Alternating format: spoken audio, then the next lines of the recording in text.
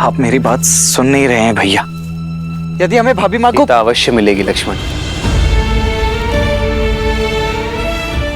देखो संध्या हो गई है पर दीपक भी जल रहा है।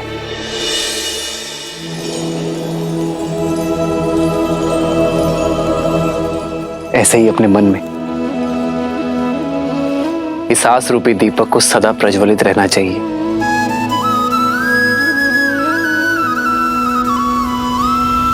भली प्रकार सिया को समझाना, बताई प्रेम और बल चले आना। हनुमत जन्म सफल करी माना, चले हृदय धरि कृपा निधाना।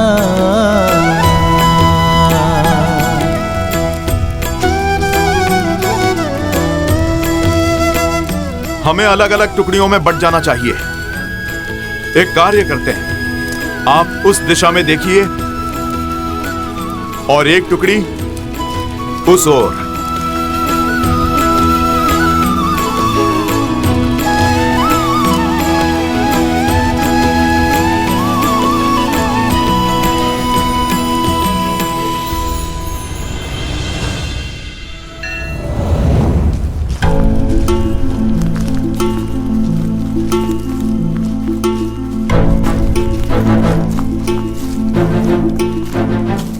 हनुमान जी, इतने दिनों से बस रात दिन चलते ही जा रहे हैं। इस वन में न अन्न का दाना प्राप्त हुआ न जल की बूंद।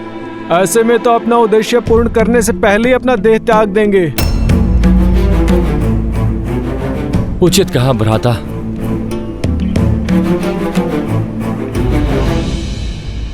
महाबली हनुमान, वो देखिए।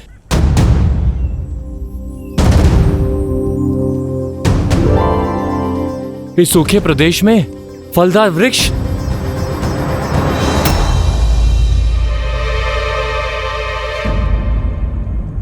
आज तो मैं पेट भर के खाऊंगा। चलो नील चलो। रुको, चारों ओर सूखे वृक्ष के बीच एक फलदार वृक्ष का होना संदेहदायक है।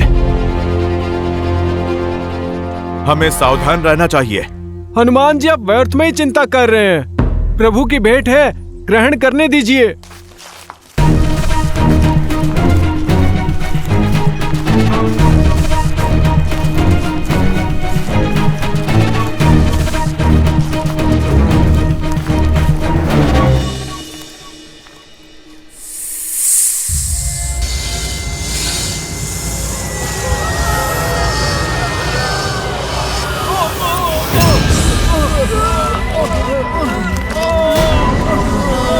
हनुमान जी बचाइए।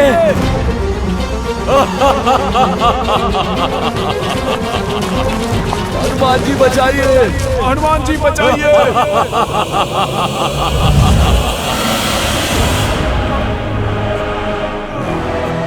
ये फलों का वृक्ष नहीं, जाल था ये, मेरा माया जाल, जिसमें तुम सारे फंस गए। ये तुम्हारे भोजन का स्थान नहीं, मेरे भोजन का स्रोत है। इस उजड़ वन में जो भी आहार की खोज करता है वो मेरा आहार बन जाता है। हनुमान काका, नेतृत्व मैं कर रहा हूं। अपने गुट की रक्षा का दायित्व मुझे उठाने की आज्ञा दीजिए।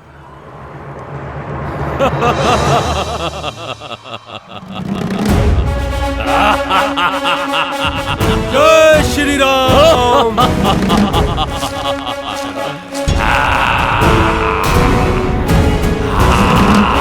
जय श्री राम।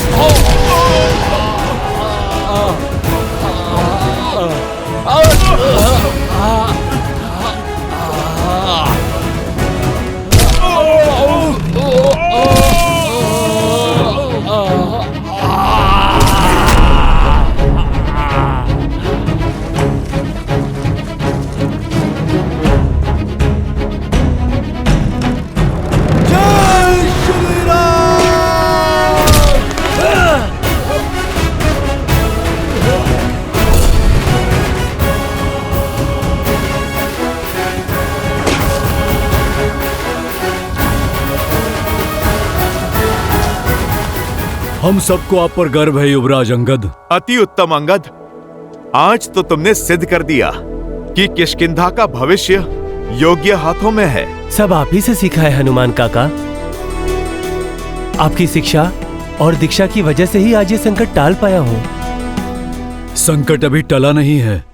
कुछ समय पूर्व हमारे साथ 30 वानर थे, किंतु अभी आधे ही शेष बचे हैं। जैसे जैसे समय बीत रहा है हमारे साथी पीछे छूटते जा रहे हैं, और ऐसा ही चलता रहा तो श्री राम को दिया वचन निभा नहीं पाएंगे हम। आप ही कोई मार्ग निकालिए हनुमान जी।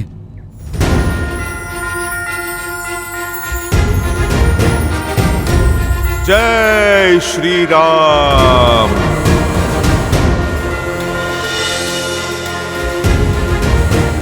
प्रभु की भक्ति ही हमें यहां तक लाई है, तो आगे का मार्ग भी हमें प्रभु की भक्ति ही दिखाएगी।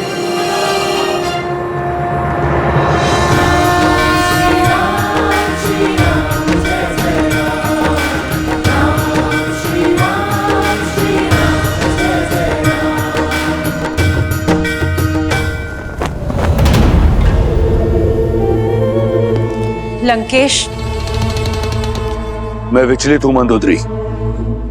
किसी भी प्रकार के ज्ञान या प्रवचन को सुनने को सज नहीं। विभीषण ने आपसे मुख मोड़ लिया है। जानते हैं क्यों? क्योंकि आपकी अतिथि सीता ने उनका हृदय परिवर्तित किया है, उन्हें धर्म का मार्ग दिखाया है। यदि आप अब भी ना संभले तो एक दिन संपूर्ण लंका आपसे विमुख हो जाएगी। अभी भी समय है, सीता लौटा दीजिए, अन्यथा कोई ऐसा अनर्थ हो जाएगा और आप कुछ नहीं कर पाएंगे।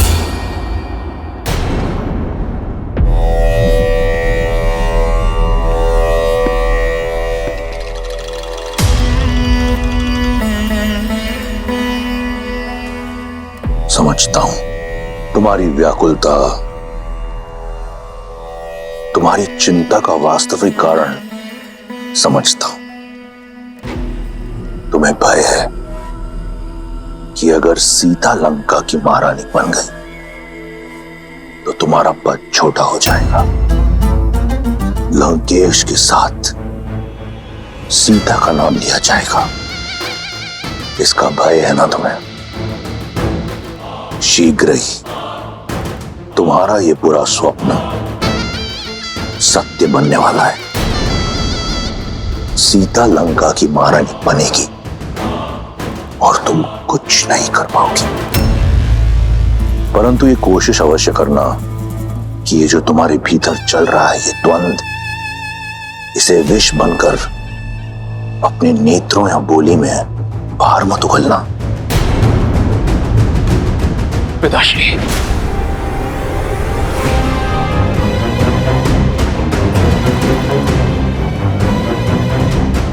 तो अब मेरे पुत्र को भी मुझ पर संदेह होने लगा।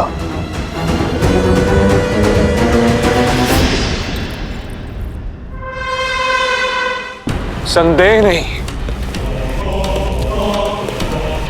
दुख हुआ है मुझे कि आपने चाचा श्री को महल से निष्कासित कर दिया,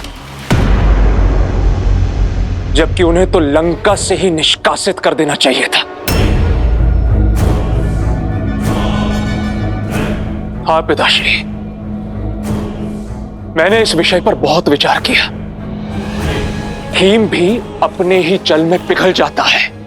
ऐसे लंका के भेदी ही घर परिवार के टूटने का कारण बनते हैं। मैं जानता हूं कि वो मेरे चाचा श्री हैं, आपके अनुज हैं। इसीलिए आपको उन पर प्रहार करने से रोका मैंने। किंतु अब वो उस स्त्री का समर्थन कर रहे हैं जो आपके विरुद्ध है, और ये मुझे कदापि स्वीकार नहीं। एक सपेरा भी अपने सर को बंद करके रखता है पिताश्री, अपने गले में पहनकर नहीं। चाचा श्री संकट बन सकते हैं। प्रसन्नता हुई ये जानकर कि कोई तो है लंका में जिसे आज भी मेरी चिंता है।